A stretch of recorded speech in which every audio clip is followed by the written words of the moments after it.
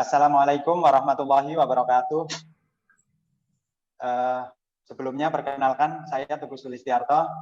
Saya dari kelompok 3 kelas PS20E yang beranggotakan pertama saya sendiri Teguh Sulistiarto, yang keduanya ada Firly Rifiani Rahman, dan yang ketiganya ada Salma Khonsya Asyifa.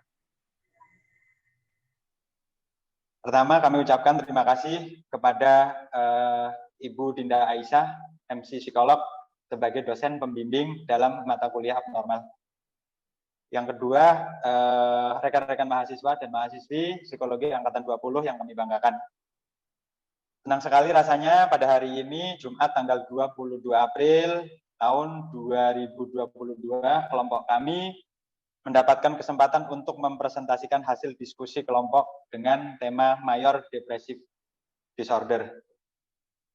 Selanjutnya, kami persilakan kepada Saudari Firly Rifiani Rahman untuk membacakan hasil pembahasan yang pertama. Waktu dan tempat kami persilakan. Baik, terima kasih.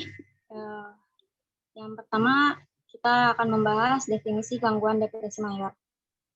Gangguan depresi mayor didefinisikan oleh adanya setidaknya satu episode depresi mayor, terjadi tanpa adanya riwayat episode manik atau hipomanik. DSM-5 2013. Gangguan depresi mayor adalah salah satu gangguan depresi yang menyebabkan morbiditas dan mortalitas yang signifikan pada individu di semua usia dan ras. Global Burden of Disease of the World Health Organization telah menunjukkan terjadinya masalah yang sama di seluruh dunia, bahwa gangguan depresi mayor meningkatkan resiko terjadinya percobaan bunuh diri, yang jika tidak ditangani dengan benar akan menyebabkan tindakan bunuh diri, yang memakan banyak korban jiwa yang sia-sia. Orang yang sudah melakukan percobaan bunuh diri akan beresiko 100 kali 7 lipat lebih besar untuk terjadinya tindakan bunuh diri jika dibandingkan dengan populasi normal menurut Marwick dalam Wahyuni 2018. Lalu selanjutnya kriteria diagnostik menurut DSM-5. A. 5 atau lebih dari gejala berikut telah muncul selama 2 periode seminggu dan mewakili perubahan dari fungsi sebelumnya. Setidaknya dari gejala adalah yang pertama, suasana hati yang tertekan atau kehilangan minat atau kesenangan. Catatannya, jangan serta gejala yang jelas-jelas disebabkan oleh medis lain kondisi.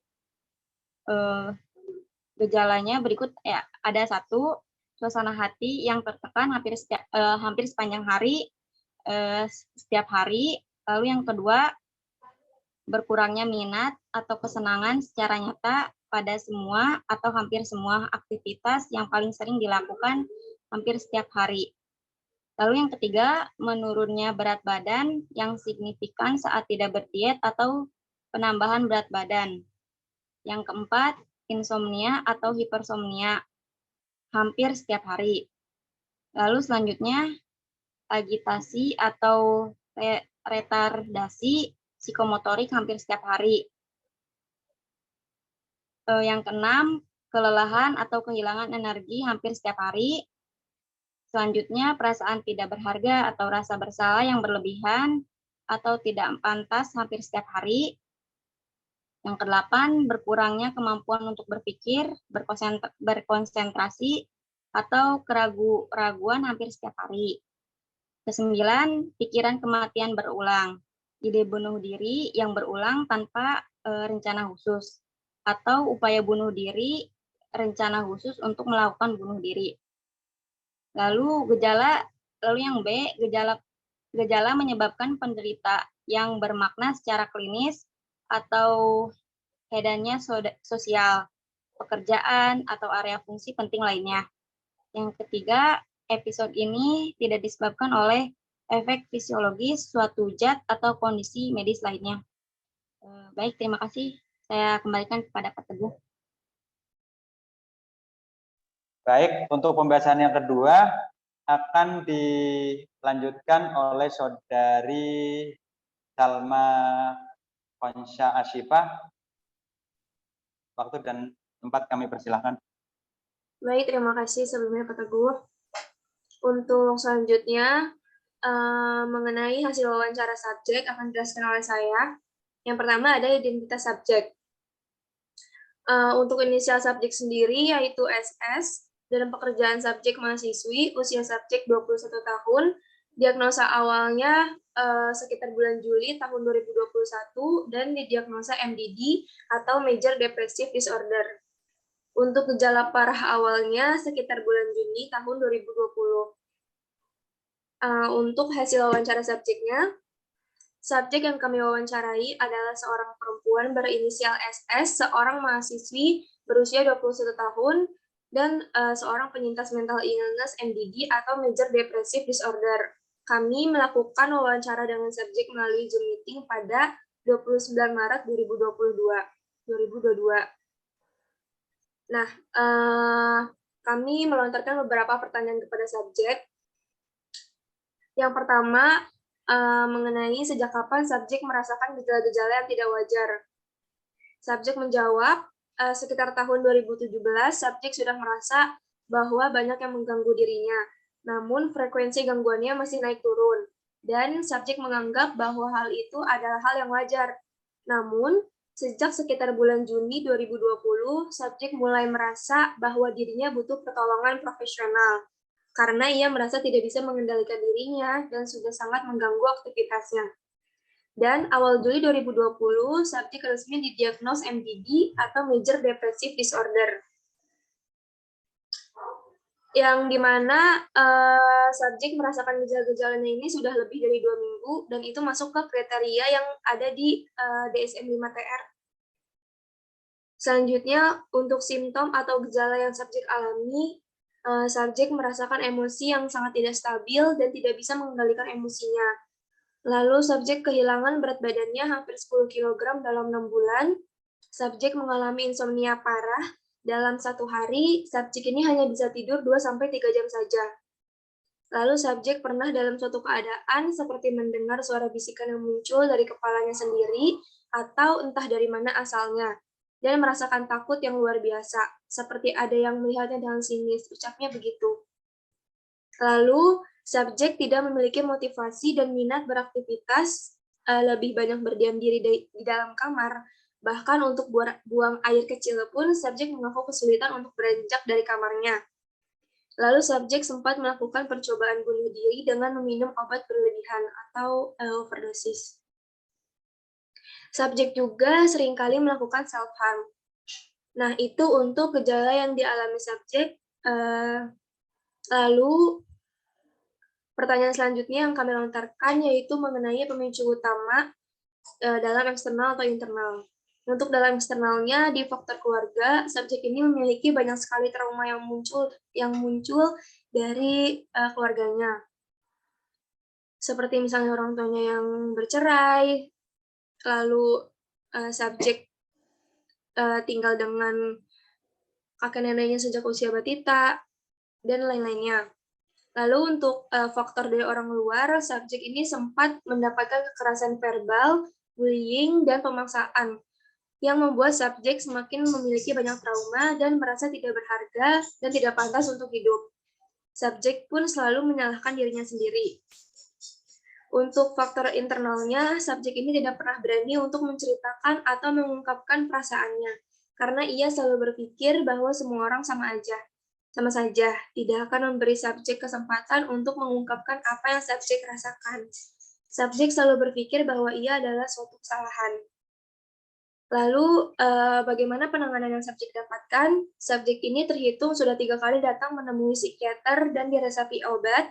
Lalu subjek pun sudah terhitung 5 kali datang menemui psikolog dan beberapa kali mendapatkan terapi. Apakah subjek mempunyai faktor protektif? Menurut subjek ini memiliki intelijensi yang baik karena memiliki kemauan untuk mendatangi profesional saat ia merasakan sudah membutuhkan bantuan. Lalu, subjek ini juga memiliki pasangan yang mampu menjadi support sistemnya, dan subjek pun cukup dekat dengan neneknya. Baik, sekian yang dapat saya sampaikan untuk hasil wawancara subjek. Untuk selanjutnya saya kembalikan kepada Pak Tuh. Terima kasih. Baik, terima kasih. Saya lanjutkan untuk wawancara dengan profesional psikologi. Yang pertama kami bacakan profil profesional psikologi. Beliau bernama Wina Lovariza, MC psikolog.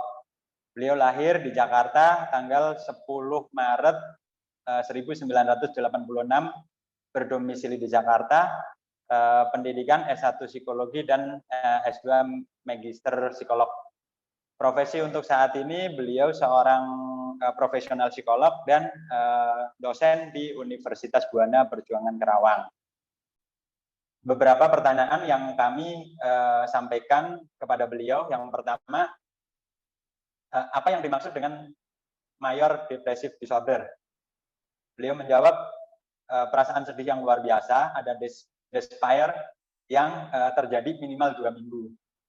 Kemudian kami tanyakan, apa saja simptom dari MDD tersebut?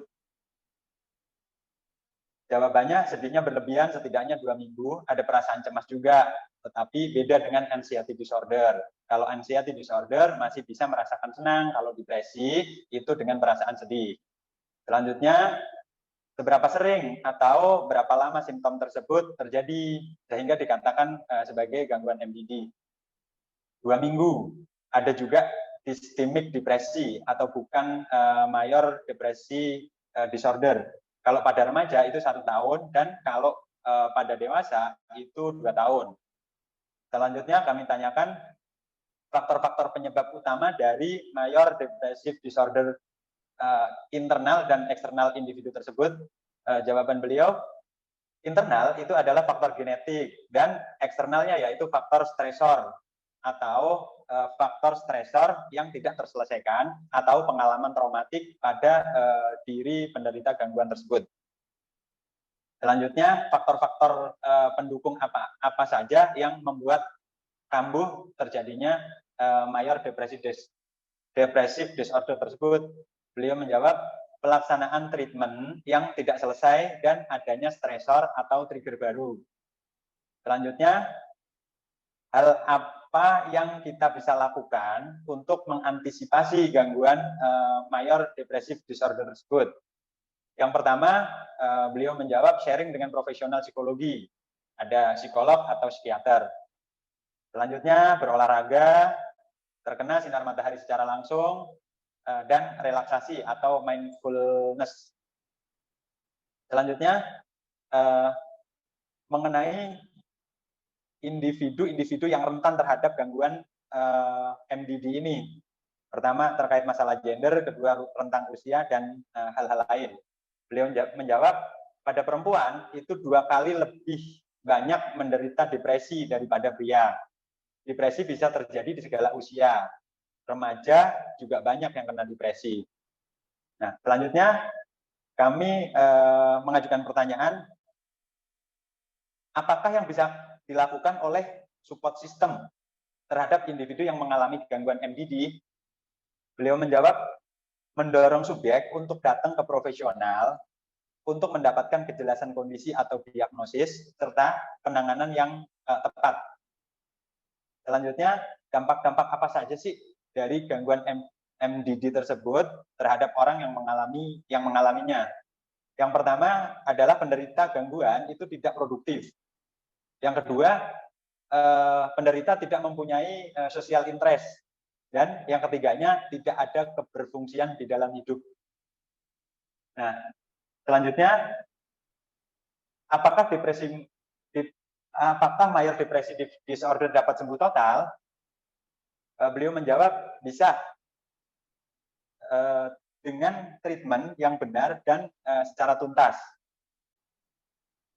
Demikian presentasi dari kelompok kami.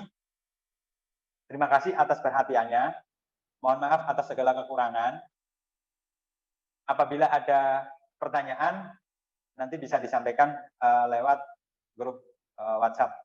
Sekian, kami tutup. Terima kasih. Wassalamualaikum warahmatullahi wabarakatuh.